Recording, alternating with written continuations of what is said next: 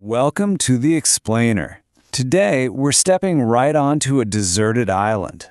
We're going to use a really simple, highly visceral, totally human survival story to unpack the absolute, incredibly complex machinery of microeconomics. You see, by stripping away the banks, the stock markets, and all those global supply chains, we can actually see the raw, beating heart of human decision-making. Okay, let's dive into this. I know, it might seem like a bit of a mystery at first. How on earth does Daniel Defoe's famous 1719 shipwreck novel about a marooned sailor form the literal bedrock of modern economic modeling? Well, from Karl Marx to Milton Friedman, economists across the entire spectrum have basically washed up on Crusoe's shores. And the reason is actually pretty simple. Before you can even begin to understand a global economy of billions, you really have to understand the foundational choices of just one single person trying to survive. Let's start with Section 1, an economy of one. Let's imagine we're right there on the sand with him.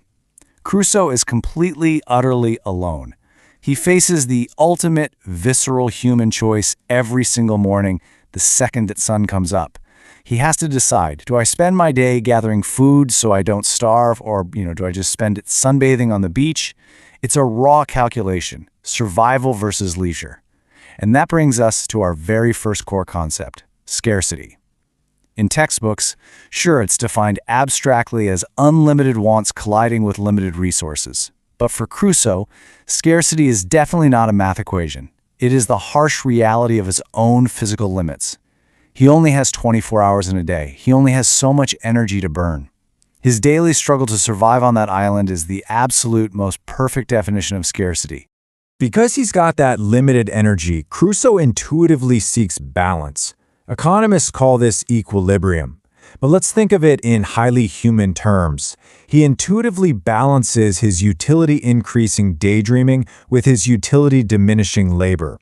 Basically, he works exactly up to the point where the physical pain and exhaustion of gathering just one more coconut perfectly matches the joy and nourishment of actually eating it. Moving on to Section 2, Visualizing Survival Choices. Now, what's really interesting about this slide is how we translate that human experience. Whether Crusoe is deciding between gathering coconuts and fishing, or, as some modern textbook models playfully adapt it, producing pizza and beer, the fundamental math of survival is identical. We can take that deeply human, intuitive choice and actually map it using real economic curves. Take a close look here. That downward sloping line? That's his production possibilities frontier. It's simply his absolute human limit of what he can physically produce given his time. Now, the curved line resting right on top of it is his indifference curve, which represents his personal preferences and his desired level of happiness. The absolute magic happens right there at the tangency point. That exact spot where the curves touch shows Crusoe reaching his highest possible happiness, completely constrained by his physical limits. Next up is Section 3, Crusoe incorporates the firm. So, a one-person survival scenario only gets us so far, right?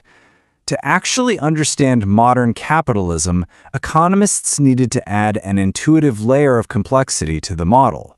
They needed to introduce the concept of a business or a firm. So, what if Crusoe playfully splits his personality into two? What if he's both a worker and the CEO of Crusoe Incorporated? We pose this what if because it elegantly explains how economists decentralize these models. By separating the consumer from the producer, we can suddenly understand the flow of money, wages, and profits, even if, in this case, it's literally all happening inside one person's head. Let's contrast these two roles for a second.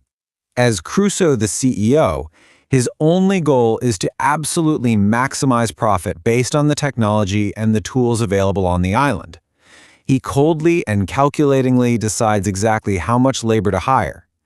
But on the flip side, as Crusoe the consumer, His goal is just to maximize his own personal happiness. He happily sells his labor to the CEO to collect wages, and then turns right around and uses those wages to buy the goods the CEO produces. It leads to this slightly humorous, kind of goofy reality. Crusoe actually goes to work for himself, paying himself wages. And because he's the sole shareholder of his own island company, at the end of the day, he receives his corporate profits as coconut dividends delivered right to his island mailbox. It sounds corny, I know, but it perfectly mimics the circular flow of income in our massive global economy. Which brings us to Section 4. Introducing Friday, Trade Begins. Let's move to and see how this builds when we introduce a massive shock to our little economic system. What if he isn't alone? The arrival of Friday radically shifts the entire island from an isolated, self-sufficient existence into a bustling, two-person trading economy. Suddenly, it is no longer just about man versus nature. It's about man cooperating with man. And this brilliantly illustrates exactly why they trade. On the left, we have Crusoe's production curve, and over on the right, Friday's.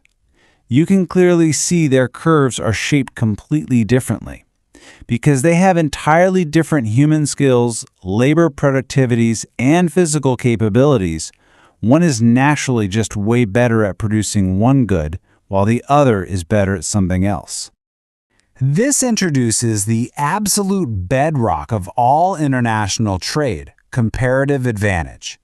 Because Friday has a lower opportunity cost in producing one item and Crusoe in another, it makes logical, intuitive sense for them to just stop trying to do everything themselves. They should specialize in what they are relatively best at and then simply trade with each other.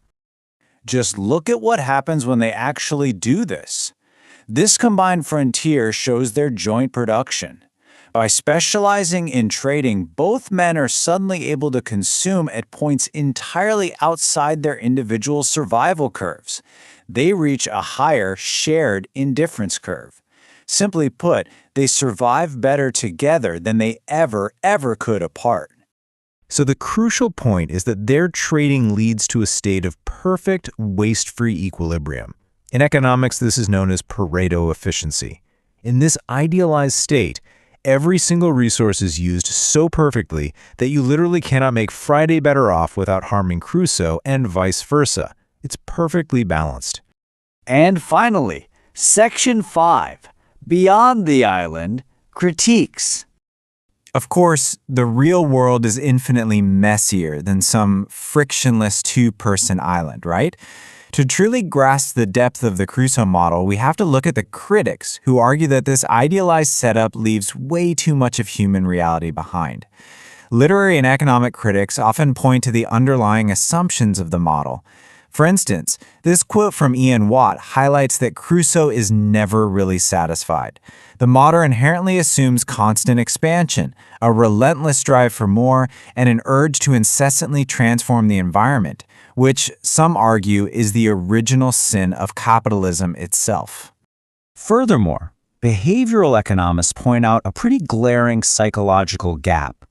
The Crusoe you find in the economic textbooks is Homo economicus, a perfectly rational calculating machine coldly equating marginal costs with marginal benefits. But real humans? As researchers point out, we are deeply complex. We're loss-averse, we experience profound regret, and we simply don't always make mathematically perfect choices. And these critiques span across multiple disciplines. Karl Marx, for instance, argued the model completely ignores that true production requires social, associated labor rather than just isolated capitalists. Feminist economists like Melanie Sampson point out that the traditional Crusoe and Friday allegory carries heavy underlying assumptions about race and gender regarding exactly who gets to be the manager and who is relegated to being the laborer. And monetary theorists like Silvio Gesell use the island to show that real goods, like grain or clothes, rot and decay over time, giving an inherent advantage to those who hold money, which, of course, never rusts.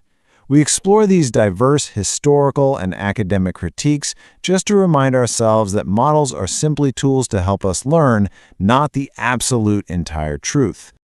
Which leaves us with this final, really important thought. The Robinson Crusoe economy is a magnificent tool. It translates the raw, beating pulse of human survival into the elegant math of supply, demand, and comparative advantage. It helps us intuitively build a foundational understanding of capitalism right from the ground up. But as we've seen, real human beings are incredibly, wonderfully complex. So as you look at the incredibly intricate global economy today, ask yourself, are we all just surviving on a giant version of Crusoe's Island? Or is the messy reality of human exchange something far, far more profound? Thank you so much for joining me for this explainer. Keep questioning and keep learning.